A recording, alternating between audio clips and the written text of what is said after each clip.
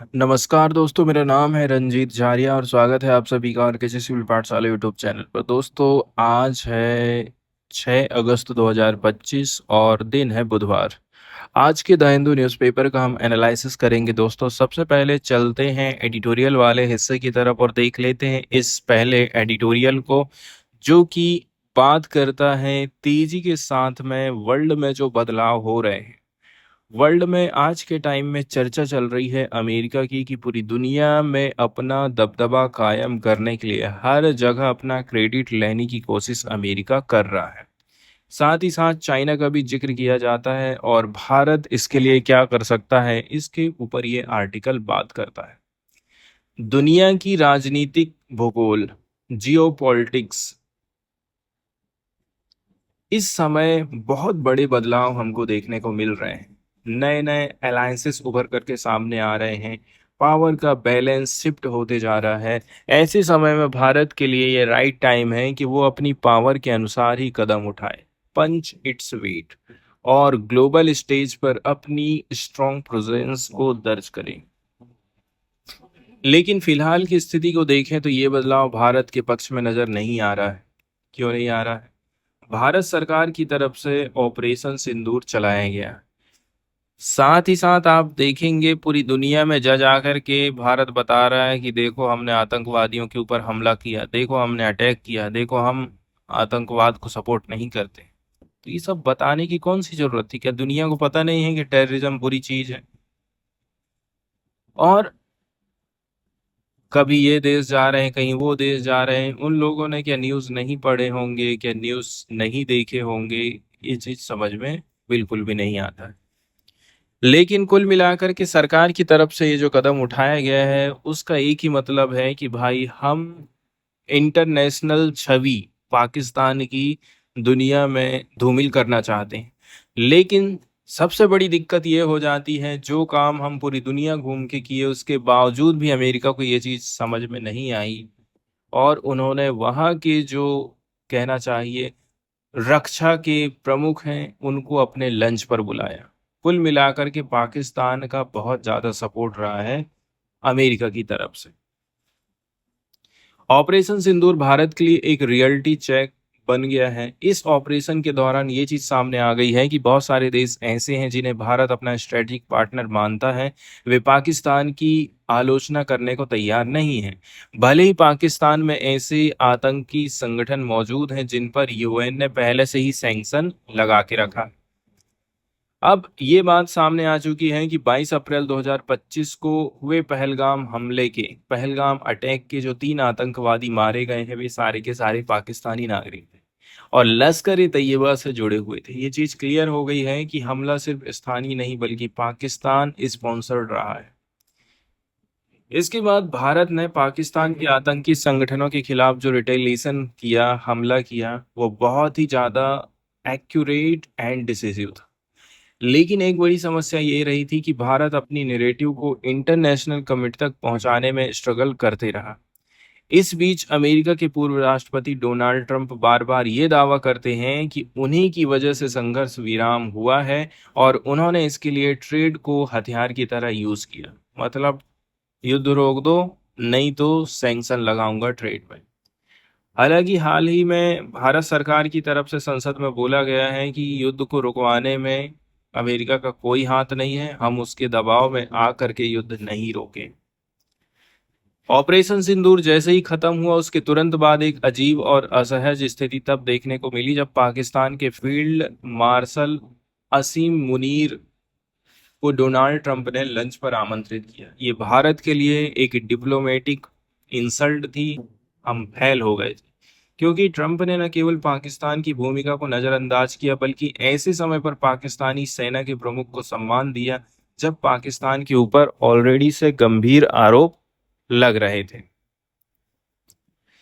हालांकि अमेरिका ने एक महत्वपूर्ण कदम उठाते हुए जो रेजिस्टेंस फ्रंट है, टीआरएफ जिसको बोला जाता है, जिसने पहलगाम हमले की जिम्मेदारी ली थी, एक विदेशी आतंकवादी संगठन और विशेष रूप से नॉमिनेट वैश्विक आतंकवादी एसडीजीटी घोषित कर दिया है। ये चीज हमारे लिए फायदे की रही है। एक तरह से भारत के दृष्टिकोण से इंटरनेशनल वैलिडेशन हमको मिल गया। इसी प्रकार से एक और सकारात्मक वेलकमिंग रिकॉग्निशन ये रहा कि संयुक्त राष्ट्र सुरक्षा परिषद यूएनएससी की जो मॉनिटरिंग टीम है, इसने भी अपनी रिपोर्ट में क्लियरली बोल दिया है कि टीआरएफ को पहलगाम हमले का जिम्मेदारी लेना पड़ेगा। इस रिपोर्ट ये जो रिपोर्ट है, इस बात को वैश्विक लेवल पर ग्लोबल रिकॉग्निशन दे रही है कि टीआरएफ और पाकिस्तान से जुड़े संगठन भारत में आतंकवादी गतिविधि में सम्मिलित हैं।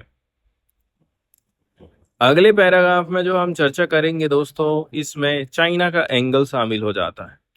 भारत को अब अपनी ताकत के अनुसार ही ग्लोबल जियोपॉलिटिक्स में बड़ी भूमिका निभानी चाहिए। आज दुनिया की राजनीति एक नए दौर में प्रवेश कर रही है, अलायंस बदल रहे हैं, पावर शिफ्ट हो रही है, लेकिन टेंशन वाली बात यह है, ये सारी डेवलपमेंट फिलहाल भारत के पक्ष में नहीं जा रही। ऑपरेशन सिंदूर ने भारत को एक नई हार्श रियलिटी दिखाई है। जब भारत को जरूरत थी ना, तब उसके कई सारे जो स्ट्रेटजिक पार्टनर हैं, जैसे अमेरिका ने पाकिस्तान के खिलाफ बोलने से मना कर दिया। पहलगाम आतंकी हमले में जो आतंकी मारे गए थे वो पाकिस्तान के थे और लश्कर ए तैयबा से जुड़े थे।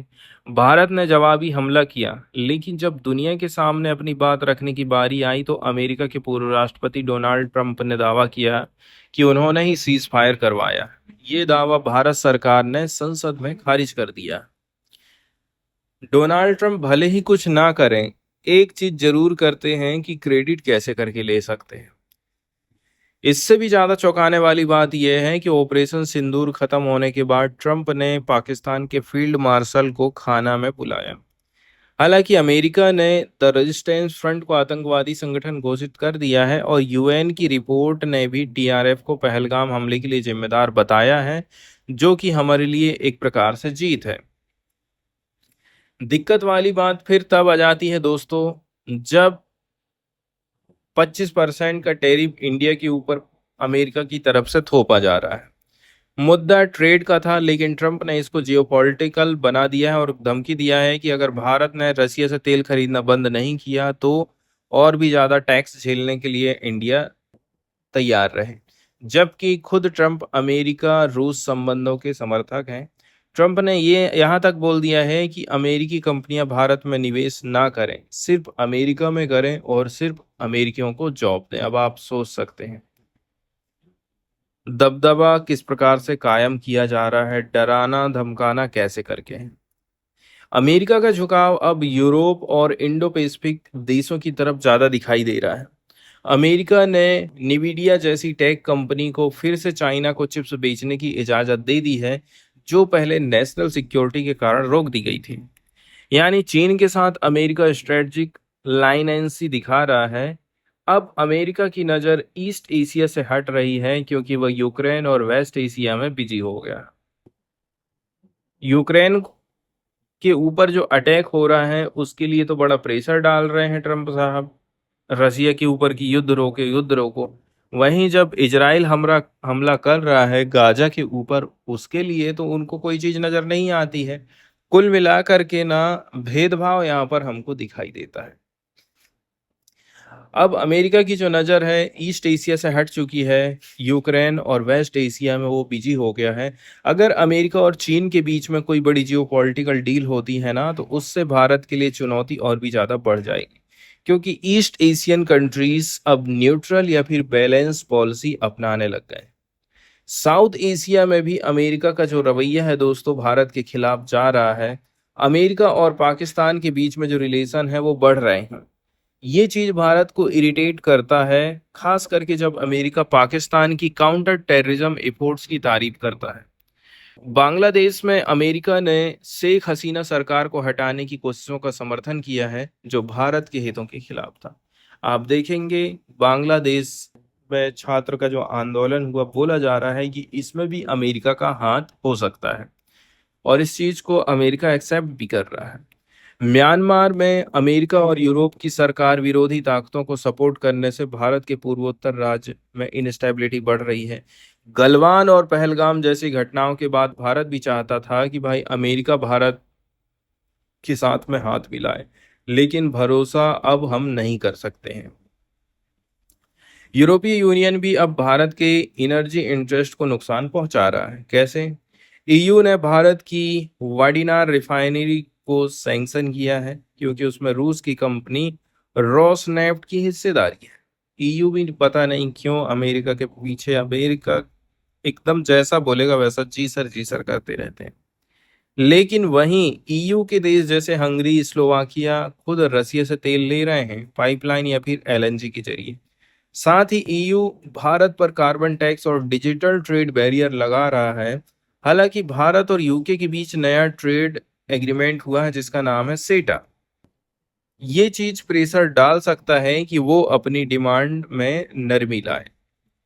इसके बाद इन सभी परिस्थितियों का सबसे ज्यादा फायदा उठा रहा है चाइना। जैसे दो बंदर जब लड़ने लग जाते हैं रोटी के ऊपर, तो उसका फायदा कोई थर्ड पार्टी उठा लेती है रोटी को तौल तौल करके। अब इन सभी परिस्थितियों का फायदा चाइना ऐसे उठा रहा है कि भारत को उसके ही पड़ोस में घेरने लग गया। चीन ने पाकिस्तान और बांग्लादेश के साथ नया त्रिपक्षीय ग्रुप बनाने की कोशिश करी है, लेकिन बांग्लादेश इस चीज से इनकार करता है। चीन बांग्लादेश में लेमोनरिहाट एयरबेस रिवाइव कर रहा है जो सिलीगुड़ी कॉरिडोर के पास है, जो भारत के लिए सेंसिटिव जोन है। इसके बाद अरुणाचल प्रदेश में चीन ने नए मैंडेरिन नाम ऑफिशियल कर दिए हैं। दलाई लामा के उत्तराधिकारी को कंट्रोल करने की कोशिश कर रहा है। चीन का भारत पर ट्रेड सरप्लस बहुत ज्यादा है। वो रेयर अर्थ मेटल, इसके अलावा एपीआई, फर्टिलाइजर जैसी चीजों पर डिपेंडेंसी का फायदा उठाता है। एपीआई मतलब दवाई बनाने के लिए जो कच्चा मटेरियल यूज होता है ना। चीन आज के टाइम में ब्रह्मपुत्र रिवर के ऊपर बहुत बड़ा डैम बना रहा है, अपना सबसे बड़ा डैम बना रहा है। तिब्बतियन डैम है यारलुंग जांगो, सीमा के पास में ही ये भारत के लिए वाटर सिक्योरिटी थ्रेट है। इसलिए पीएम मोदी की हाल में मालदीव यात्रा स्ट्रेटेजिक रूप से जरूरी थी। इसके बाद भारत अब एक टाइट रोप वॉक कर रहा है। एक तरफ अमेरिका का अनप्रिडिक्टेबिलिटी है, दूसरी तरफ चीन की एग्रेशन है और ईयू का नॉन रिस्पॉन्सिवनेस है। भारत अब चीन से रिश्तों को थोड़ा क्या काम कर रहा है, सुधारने की कोशिश कर रहा है। मतलब गलवान के बाद तनाव को थोड़ा कम कर दो, थाव कर दो। भले ही बॉर्डर पर अभी भी फुल डी एस्केलेशन नहीं हुआ है, लेकिन भारत को अब ग्लोबल कॉन्फ्लिक्ट में ज़्यादा प्रोएक्टिव होना पड़ेगा। सिर्फ न्यूट्रल या फिर चुप रहने से काम नहीं चलने वाला है। अब बहुत सारे लोग ये कहते हैं कि भारत को बस अपने ट्रेड पर ध्यान देना चाहिए, जियोपॉलिटिकल मैटर पर बात नहीं करना चाहिए, लेकिन राइटर का कहना है कि अब ऐसा पॉसिबल नहीं है। आज ट्रेड और इकोनॉमी को जियोपॉलिटिकल टैक्टिक्स से कंट्रोल किया जा रहा है, जैसे कि टैरिफ, कोएर्जन, टैक्स रिस्ट्रिक्शन, अलायंसेस। इसलिए अगर भारत को अपनी इकोनॉमी और टेक्नोलॉजी को सही दिशा में ले जाना है तो उसे जियोपॉलिटिक्स में भी स्मार्टली एक्ट करना चाहिए। इसके बाद वे फॉरवर्ड में बोला जाता है कि भारत को अब खुलकर के सामने आना पड़ेगा, हाइपोक्राइसी को चैलेंज करना ही पड़ेगा। भारत ने हाल ही में गाजा में सीजफायर की डिमांड करी है। ये एक संकेत देता है कि भारत को ग्लोबल इश्यूज पर असर्टिव होना चाहिए ताकि स्ट्रेटजिक ऑटोनॉमी बनी रहे। लेकिन भारत कब जागता है? जब समय निकल जाता है। गाजा में न जाने कितने दिन, कितने महीने, कितने साल होने वाले हैं युद्ध के, संघर्ष के, लेकिन भारत अब जाकर के अब आग खोला है और ये बोला है कि भाई लड़ाई झगड़ा मत करो, सीज फायर करो। अमेरिका और चीन की कोई भी बड़ी जियोपॉलिटिकल डील भारत को आइसोलेट कर देगी। इसलिए भारत को जल्दी ही यूएसए के साथ में ट्रेड डील करना पड़ेगा और ट्रम्प को क्वाड समिट में बुलाने की कोशिश आप करिए। इसके अलावा ट्रम्प की हालिया नाराजगी के बाद ये साफ नहीं हुआ है कि भारत फिर से रसिया, इंडिया, चाइना को रिवाइव करेगा कि नहीं करेगा। लेकिन ब्रिक्स, एससीओ और ईस्ट एशिया जैसे ग्रुप ऑलरेडी से चल रहे हैं। इसमें स्ट्रॉन्ग एंगेजमेंट भारत रख सकता है क्योंकि ये मल्टी अलाइनमेंट भारत की स्ट्रेटजी को सपोर्ट करते हैं। भारत अब सिर्फ हेड डाउन पॉलिसी नहीं अपना सकता है, अब ग्लोबल स्टेज पर एक्टिवली उसको अपना रोल अदा करना पड़ेगा। दोस्तों इसके बाद हम नेक्स्ट वाले आर्टिकल की तरफ बढ़ते हैं जो कि पार्टिकुलरली बात करता है भारत में योजनाओं का तेजी के साथ में डिजिटलाइजेशन होते जा रहा है। कितनी दिक्कतें जा रही हैं और कितनी आसानी जा रही है आज के टाइम में यदि किसी स्कीम को डेटा और टेक्नोलॉजी के साथ में जोड़ दिया जाता है। जैसे कि आज के टाइम में आप देखेंगे ज़्यादातर स्कीम में आधार कार्ड की डिमांड करी जाती है। भारत में 1 अरब से ज़्यादा आधार एनरोलमेंट हो चुका है। 1200 योजनाओं का डीबीटी से जुड़ना और 36 ग्रीवांस रिड्रेसल पोर्टल बनाना। ये सारी चीज़ें बताता है कि भाई भारत का जो वेलफेयर मॉडल है अब टेक्नोक्रेटिक होते जा रहा है। मतलब आज के टाइम में फैसले टेक्नोलॉजी और डेटा के आधार पर हो रहे हैं, ना कि सिर्फ लोकतांत्रिक सोच के साथ में। इसका मकसद है लीकेज, फर्जी लाभार्थी जिसको बोलते हैं घोस्ट बेनिफिशरीज, भ्रष्टाचार को कम करना, फर्जी लाभार्थी को डिलीट करना, योजनाओं को सही लोगों तक पहुंचाने का काम करना प्रमुख उद्देश्य रहा है। लेकिन इसका एक कॉस्ट भी होता है, खर्चा भी होता है। इस एफिशिएंसी के चक्कर में लोकतांत्रिक मूल्यों और राजनीतिक जवाबदेही को पीछे छोड़ा जा रहा है। मतलब सरकार स्कीम तो एफिशिएंटली चला रही है लेकिन लोग उससे सवाल नहीं पूछ पा रहे हैं कि कैसे और क्यों। अब सवाल ये उठता है कि क्या हम एक नए वेलफेयर मॉडल की तरफ आगे बढ़ रहे हैं जो राइट्स पर नहीं बल्कि डेटा और टेक्नोलॉजी पर चल रहा है। अब डिबेट ये नहीं रह गई है कि कौन सहायता का हकदार है और क्यों, बल्कि ये है कि लीकेज को कैसे कम करोगे और कवरेज को कैसे बढ़ाओगे। इसका मतलब ये हो जाता है कि हमारे पॉलिटिशियन ने कठिन फैसले लेने की बजाय उसे डेटा ड्रिवन एल्गोरिदम पर छोड़ दिया है, और ये सब हुआ है बिना ये सोचे कि इससे संवैधानिक मूल्य कॉन्स्टिट्यूशनल वैल्यूज कैसे करके प्रभावित होने वाली है। यदि हम कुछ वैज्ञानिकों की बात करते हैं जैसे कि यहाँ पे नाम दिया जाता है कौन कौन से, हैबरमास और फोकॉल्ट जैसे विचारकों के हिसाब से देखा जाए आज का welfare system ऑडिटेबिलिटी, measurability, streamlined efficiency पर केंद्रित है। मतलब हर चीज को डेटा और मेजरमेंट के साथ हम तय करते हैं। बहुत सारी स्कीम सरकार चला रही है जैसे कि ई श्रम पोर्टल चला रही है, किसानों के लिए सरकार स्कीम लेके आई है, पीएम किसान Samman Nidhi. One way system बन गया है जहां पर केवल ऊपर से निर्णय आते हैं, नीचे से फीडबैक या फिर पार्टिसिपेशन के लिए कोई जगह नहीं है। डेमोक्रेटिक फीडबैक मतलब लोगों की जो भागीदारी है, लोकल प्लानिंग या फिर विलेज सभा की आवाज को नजरअंदाज किया जा रहा है। आगाम बैन का होमो सेकर मतलब ये होता है एक ऐसा इंसान जिसके पास कोई पॉलिटिकल पावर या फिर एजेंसी नहीं है। यही आज बेनिफिशरीज की हालत बनते जा रही है। इसके बाद सिटीजन टू बेनिफिशरी की जब हम बात करते हैं इसमें भी बदलाव आया है। आज का वेलफेयर सिस्टम अब राइट बेयरिंग सिटीजन की जगह में ऑडिटेबल बेनिफिशरीज पर केंद्रित हो गया है। मतलब सरकार अब इंसान को एक संख्या या फिर डेटा यूनिट की तरह देखती है जिसे मेजर और ट्रैक किया जाएगा। इसलिए जरूरी है कि सरकार ये भी तो देखे कि कौन दिख रहा है, कौन शिकायत कर सकता है और किसकी सफरिंग काउंट की जाती है। भले ही सरकार को खुद सोशलिस्ट स्टेट बोल रही है, लेकिन सच्चाई तो ये है कि सोशल स्पेंडिंग 2014 में जो 21% थी आज के टाइम में 17% हो चुकी है। इस गिरती हुई स्पेंडिंग का सबसे ज्यादा जो असर पड़ता है minority labour, nutrition, employment and social security पर।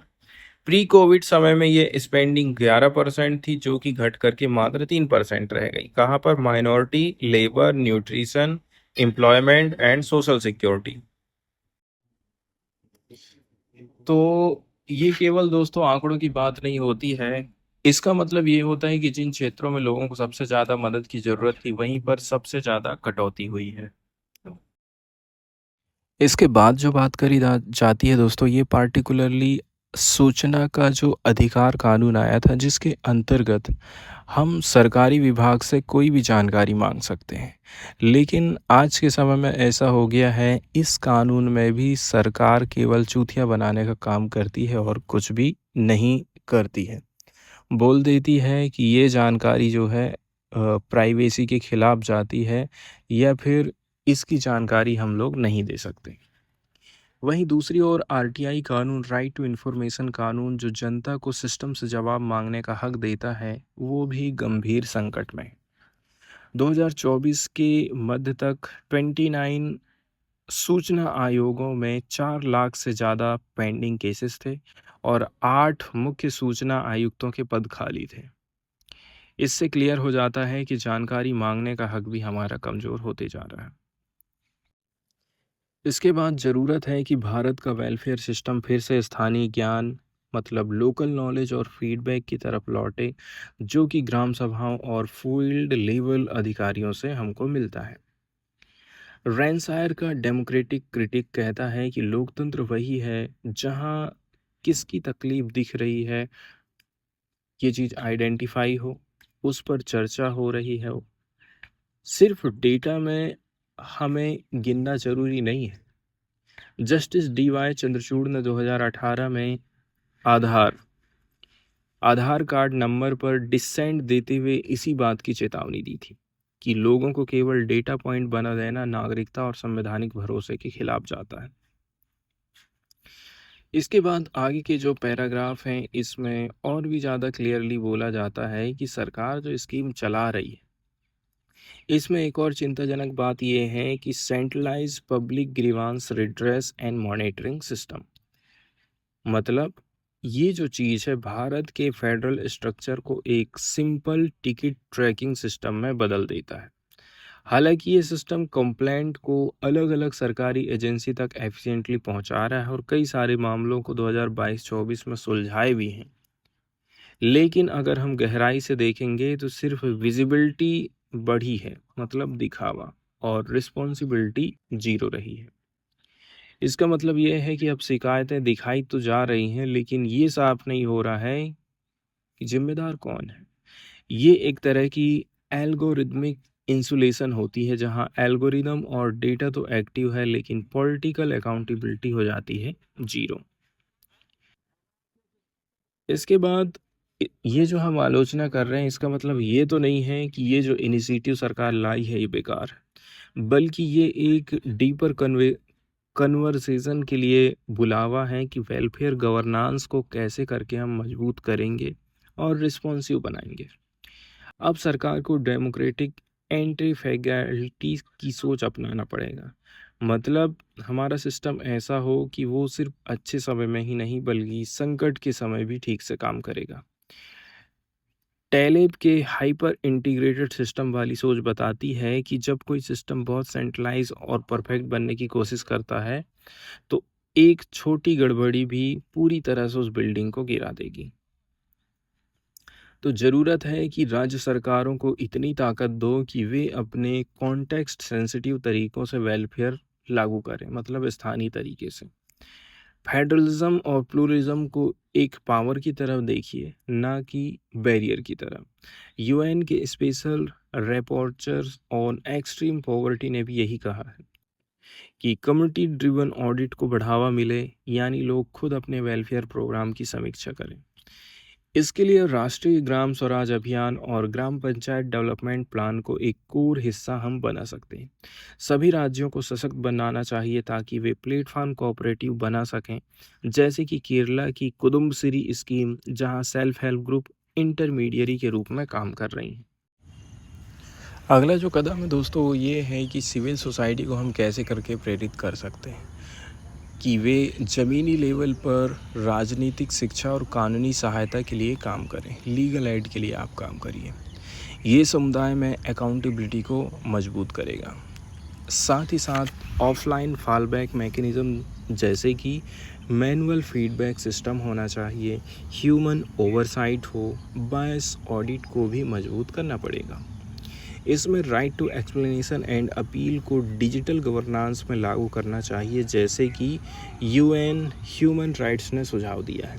इसका मकसद है अगर कोई सिस्टम गलत फैसला करता है तो नागरिक उसे समझ सकें, चुनौती भी दे सकें।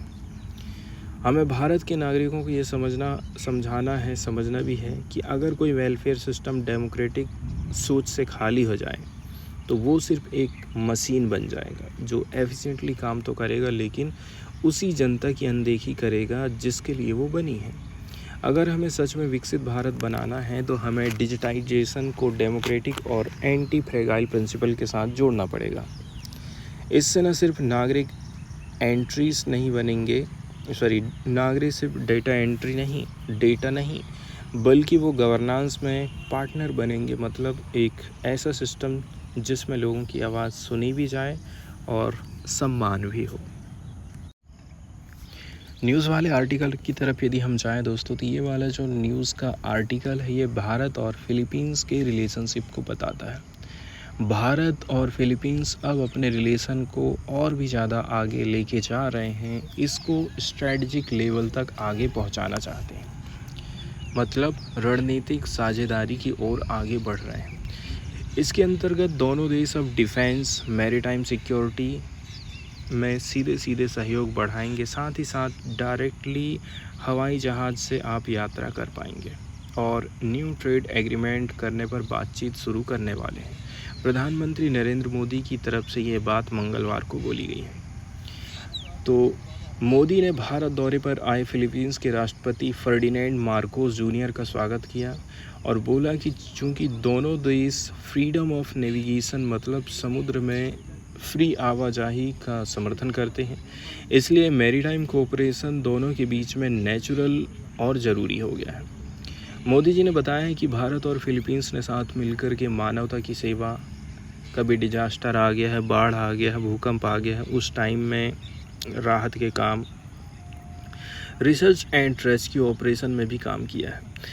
इस दौरे के दौरान पहली बार 3 भारतीय नौसैनिक जहाज़ फिलीपींस में एक नवल एक्सरसाइज में पार्टिसिपेशन ले रहे हैं। भारत का एक हाइड्रोग्राफी शिप भी इस एंगेजमेंट का हिस्सा है। प्रधानमंत्री मोदी ने फिलीपींस सरकार को धन्यवाद किया है कि उन्होंने 22 अप्रैल को पहलगाम में हुए आतंकवादी हमले की कड़ी निंदा करी है। ये भारत के लिए एक जीत मानी जा रही है इंटरनेशनल लेवल पर। मोदी जी ने फिलीपींस के राष्ट्रपति के साथ रीजनल और ग्लोबल इश्यूज़ पर बातचीत किया और साउथ चाइना सी जो डिस्प्यूट चल रहा है इसके ऊपर भी बातचीत किया। उनका कहना है कि भारत इंडो पैसिफिक क्षेत्र में शांति, सुरक्षा, समृद्धि और नियम रूल बेस्ड ऑर्डर को चाहता है। भारत फ्रीडम ऑफ नेविगेशन को अंतर्राष्ट्रीय कानून के हिसाब से चलाने की बात करता है। इसके अलावा इंडिया की तरफ से बोला जाता है कि फिलीपींस भारत की एक्ट ईस्ट पॉलिसी का एक अहम हिस्सा है, इम्पोर्टेंट पार्टनर है।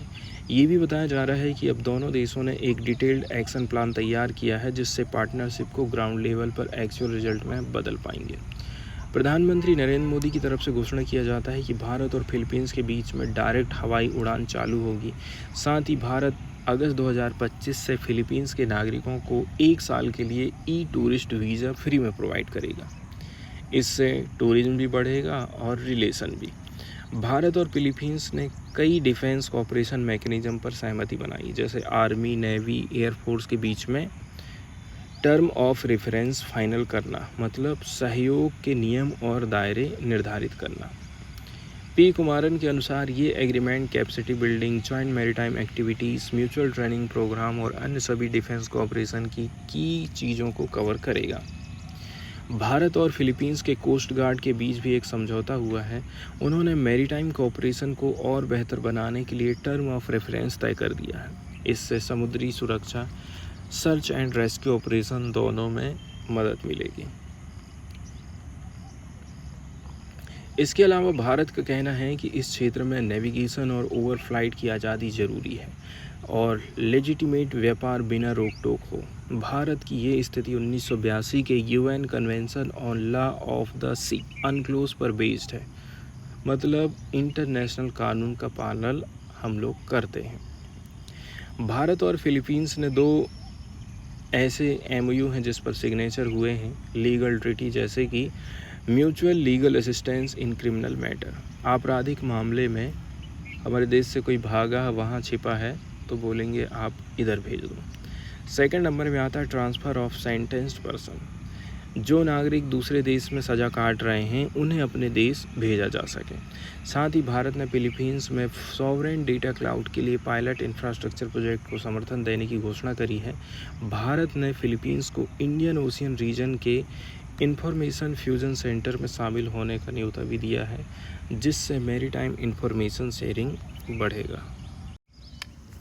नेक्स्ट वाला जो न्यूज़ आर्टिकल यहाँ पर है दोस्तों, ये पार्टिकुलरली बांग्लादेश से जुड़ा हुआ है। नोबेल पुरस्कार विजेता मोहम्मद यूनुस, जो कि आज के टाइम में बांग्लादेश की सरकार चला रहे हैं, आर्मी उनके पीछे है। जो अब बांग्लादेश के अंतरिम सरकार के चीफ एडवाइज़र हैं, उन्होंने बोला है कि 2024 के स्टूडेंट पीपुल अपराइजिंग प्रोटेस्ट को अब कॉन्स्टिट्यूशनल रिकॉग्निशन दिया जाएगा। मतलब ये वाली बात उन्होंने जुलाई डिक्लेरेशन नामक एक कागज़ के ज़रिए कही, जिसे ढाका में एक सार्वजनिक कार्यक्रम के दौरान पेश किया गया था। 2024 में बांग्लादेश में जो छात्रों और आम जनता का विद्रोह हुआ था, उसने शेख हसीना की सरकार को सत्ता से उखाड़ दिया। इसी विद्रोह की सालगिरह पर मंगलवार को ढाका में मुख्य सलाहकार मोहम्मद यूनुस ने एक नई घोषणा पत्र जुलाई डिक्लेरेशन पेश करी, जिसमें बोला जाता है कि इसको हम संवैधानिक दर्जा देंगे। इस घोषणा पत्र में अवामी लीग पार्टी पर आरोप लगाया गया है कि उसने 1971 के बाद बांग्लादेश को एक सिंगल पार्टी स्टेट बना दिया और ये पार्टी एक्सटर्नल फोर्स की वफादार बनी रही। ये बयान ये बताता है कि अवामी लीग ने लोकतंत्र और नेशनल सोवरेनिटी को नुकसान पहुंचाया। अवामी लीग ने इस घोषणा पत्र को पूरी तरह से खारिज करते हुए द हिंदू को बताया है कि ये जुलाई डिक्लेरेशन बेरोजगारी के खिलाफ प्रदर्शन कर रहे युवाओं का कोई समाधान नहीं देगा। मतलब पार्टी कह रही है कि इस डॉक्यूमेंट में आम लोगों की समस्याओं पर कोई ध्यान नहीं दिया गया है। साथ ही साथ डिक्लेरेशन में बोला जाता है कि बांग्लादेश की जनता चाहती है कि 2024 के छात्र जन विद्रोह को उचित संवैधानिक और राजकीय मान्यता मिले। ये भी बोला जाता है कि जुलाई डिक्लेरेशन आने वाले चुनावों के बाद जो नई सरकार संविधान बनाएगी उसमें शामिल किया जाएगा। यानी इस घोषणा पत्र को नए संविधान की आधिकारिक अनुसूची में शामिल करने की डिमांड रखी गई है।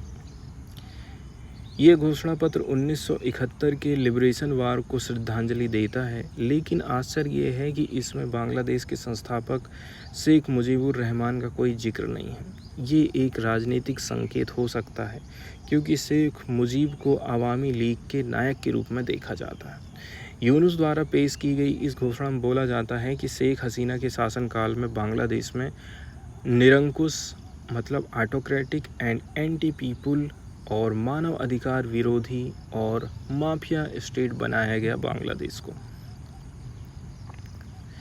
मतलब हसीना की सरकार को फेल्ड सरकार बोला जाता है। इसी दिन शाम को मोहम्मद यूनुस ने एक टीवी भाषण में बोला था कि वे बांग्लादेश चुनाव आयोग को पत्र लिखेंगे और बोलेंगे कि फरवरी 2026 में आप चुनाव कराइए।